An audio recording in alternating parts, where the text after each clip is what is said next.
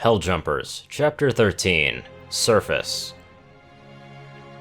In Equestria, Dash jumped from her bed the moment she opened her eyes and rushed to the bathroom. Her armor was neatly laid out onto the floor where she had put it the previous night. Quickly putting on the dark blue undersuit and attaching all the individual armor parts, she turned to the mirror and fixed her mane to the regular rough state that it was in. Taking a better look at her reflection, she could see the 3 lines at her neck where the Timberwolf had grazed her. If it weren't for Cloudkicker donating blood immediately, she would have been in a much worse shape. Shrugging off the uncomfortable feeling, she ran downstairs, foregoing breakfast and making a break to the door. A quick glance at the clock on her wall showed that it was 9 o'clock in the morning. The front doors of her house flung open with force as the blue night guard charged through and jumped off the cloud, not bothering to close the door. No pony in Ponyville would rob her anyway. Normally, she would enjoy the wind blowing around her body, but today, she was too focused on getting her destination to care. Carousel Boutique was getting bigger and bigger in her vision as she approached the place where Spike was residing. Rainbow smashed down the front door, startling a few ponies that were strolling around. Rather than knocking on the door, Dash opted to just walk into the building.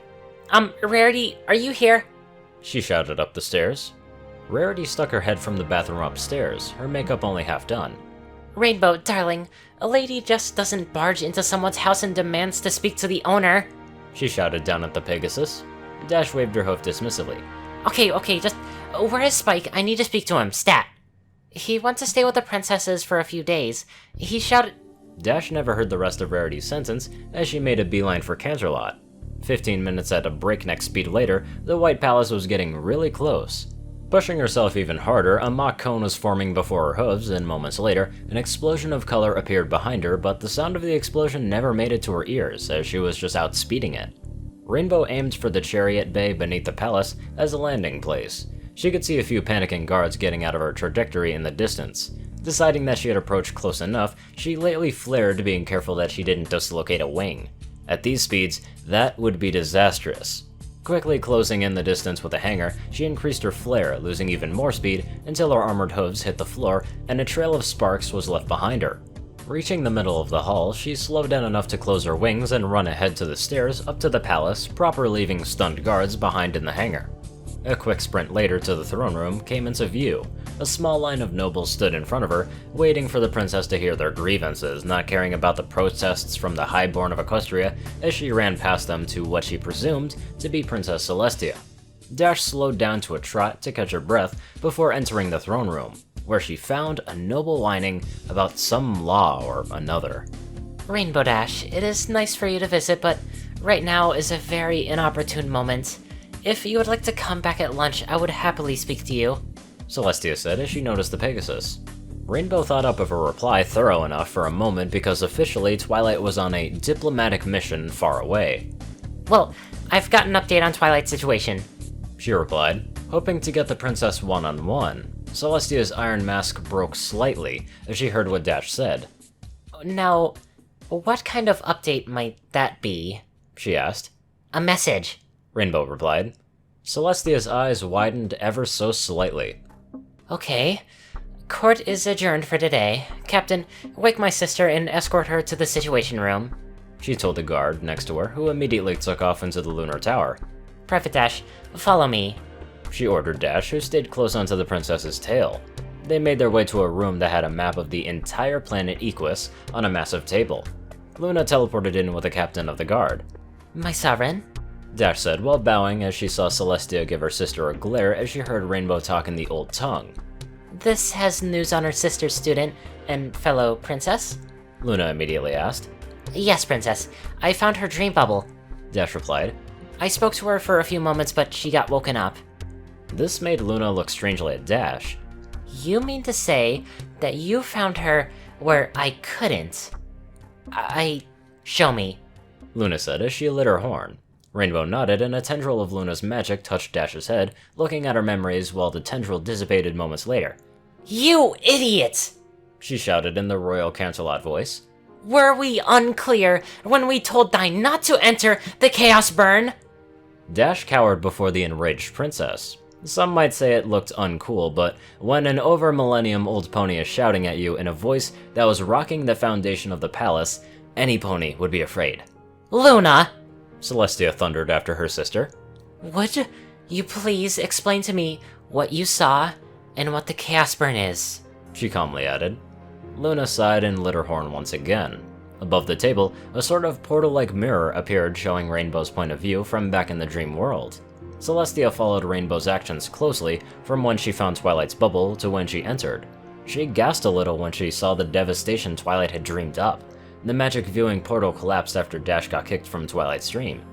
"I'll go get Spike," the captain said as he also watched the dream and walked out of the room at speed. Lulu, you owe me an explanation about the scar in the dream world, Celestia told Luna, the latter of which sighed.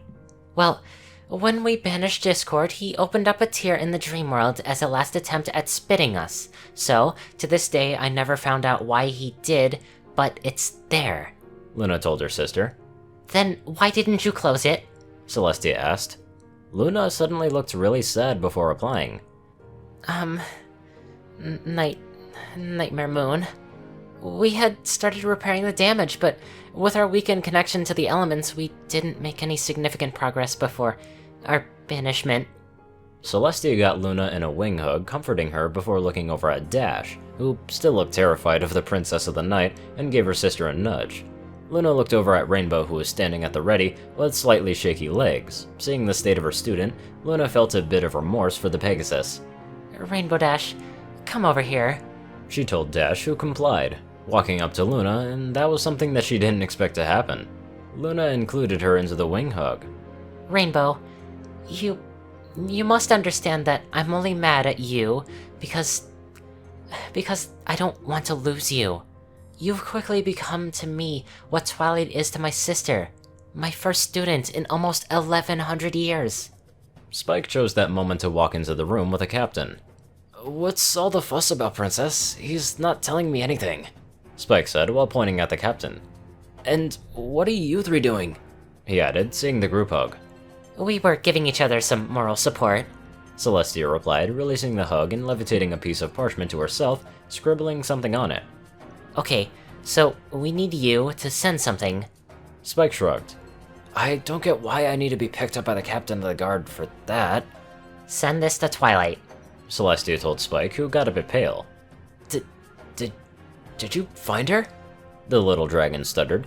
Well, not her location, but Rainbow found her dream bubble. Please, send this message, I'll fill you in just a bit. Celestia answered and turned to Luna and Rainbow. You two need to get more information from Twilight so we can find out where she is and where Scootaloo is as well. The two nodded and walked off to Luna's tower as Celestia heard Spike send the letter to Twilight. We're gonna get them back, Spike. It's just only a matter of time. Over on Earth, Twilight, wake up! Scootaloo faintly heard through a splitting headache, quickly pulling a blanket over her head to block out the sound and go back to sleep. She felt the alicorn stir beside her and shot up, dragging the blanket with her, exposing Scootaloo to an assault of sunlight. Send dragon mail! She shouted. Scootaloo cringed and curled up into a ball, covering her ears. "Whoa, lass, calm down," Alec told Twilight, who looked around the room remembering where she was, her eyes falling onto the curled-up Pegasus. Scootaloo heard the magic buzzing, and soon after the pounding on her head, it was much lighter. It was still there, but it was manageable. I probably should have done that last night, Twilight said sheepishly to Scootaloo, and she also got up from the bed. Whatever. What was that about dragon mail when you woke up? Scootaloo asked her companion, who lit up before stopping herself. I'll tell you if it happens, for all I know, it was just a dream. Scootaloo rolled her eyes, but she didn't push any further and turned to the Marine. Is your family up already? She asked, the time on the clock being 6:27. My kin always had a habit of getting up early, McGregor shrugged. Come on, you two. I've already told them a bit about you two. The two ponies got up from the bed, and Scootaloo's uniform was neatly stacked onto the dresser beside her. Twilight must have gotten it off while she was out last night. Both ponies went to dress up into their uniforms and followed Alec downstairs to his family. In the kitchen, a man and a woman sat at a table both seemingly in their 60s, and also at the table was a girl with red hair, probably in her early 20s. A few flashes of movement later, and the girl was in front of Scootaloo, holding her in a hug. It's so cute! She shouted, squeezing even harder. Can I keep it? Scootaloo could hear Twilight laughing at the smaller Pegasus, but she was too preoccupied with trying to get some breath. Air! She croaked through the girl's iron grip, who immediately released a Pegasus. Sorry, She sheepishly said. I think our guest would appreciate not being struggled, Janet. The elderly woman told the girl. Now, would you two lassies like some toast? The next half hour was spent eating breakfast and sharing stories once again. Alec's sister Janet wanted to go out with Scoots, while she tried flying again, so she had made a lunch pack for both of them. Saying goodbye to the group still at the table eating breakfast, Scootaloo followed Janet outside into the fields, where the girl knew of a secluded spot out in the field where they could practice without anyone seeing them. So, you've never been able to fly? Janet asked while they were making their way over to the spot where Scootaloo could practice. No. Well, a bit. Scootaloo said. I used to be able to hover with my smaller wings by just beating them really quickly, but I can't do that now since, well, they've grown. Must be hard to learn all this without anyone other than Twilight to give you pointers. It is. Twilight really wants to help, but she herself isn't that good of a flyer by any means, Scootaloo replied. I'm gonna try a few of the things that Rainbow taught me. She always went on and on about the feeling of freedom when she's in the sky. Scootaloo happily flapped her wings twice and lifted off for a moment and dropped back down. Scootaloo totally oblivious due to remembering prior conversations with Rainbow Dash, but Janet was grinning. It was gonna be an interesting afternoon.